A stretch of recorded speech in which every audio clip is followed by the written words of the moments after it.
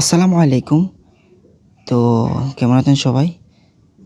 দেখতে পারতেছেন আমার কবুতর, মানে কবুতরগুলাকে আমি ছোটো থেকে পালতেছি।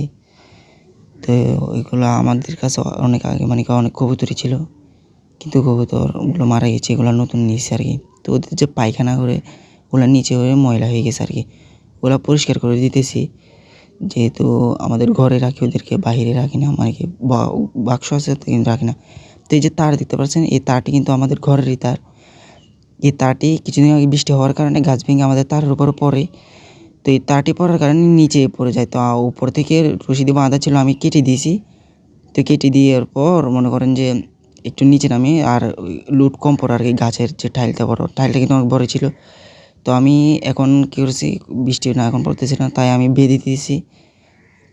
যেহেতু নিচে নেমে আছে একদম, তাই আমি নেমে গিয়েছি। আপনারা এখন যে কলা গাছটা দেখতে পাচ্ছেন, এটা হচ্ছে আমাদের কলা গাছ। তো আমার মামা মাটি নিয়ে যাচ্ছে ওনাদের জায়গাতে। তো ওনাদের জায়গাতে ভালোই ফল ধরছে এই যে।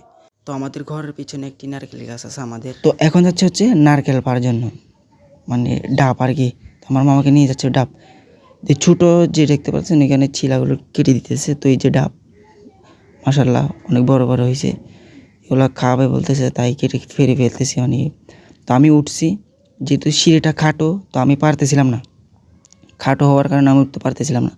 তো আমার মা বলতেছে তুমি নেমে যাও, আমি চেষ্টা করে দেখি। তো উনিও চেষ্টা করছে, যেহেতু খাটো তাই পারতেছিল না।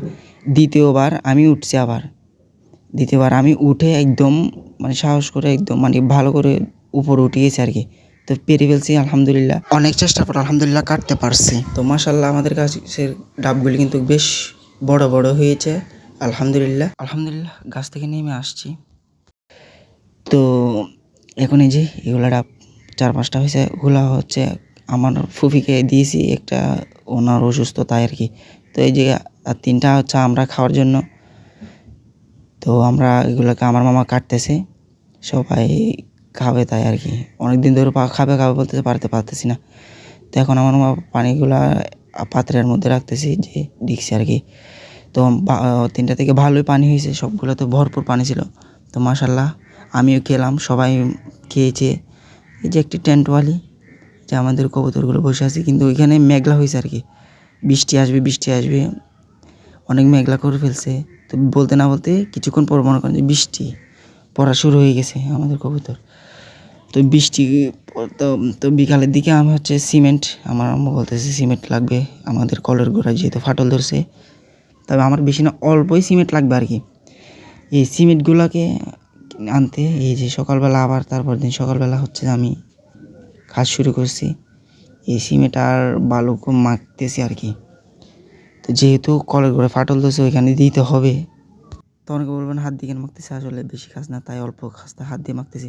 তো এখানে আমি ভালো করে, এই যে ফাটল অনেক বড় হয়ে গেছে, এদিক থেকে পানি ঢুকে ঢুকে মনে করেন যে উদুর গাঁথা আছে, ওইখান থেকে যদি ঘরটা ডেবে যায় আর কি, তাই। তো আমি হাত দিয়ে দিয়েছিলাম মানে কি ভালো করে দিয়ে দিয়েছিলাম যাতে ভিতরে চলে যায়। তো আলহামদুলিল্লাহ সব কাজই শেষ। তো ভালো থাকবেন সবাই, আমাদের জন্য দোয়া করবেন। আল্লাহ হাফেজ, আসসালামু আলাইকুম।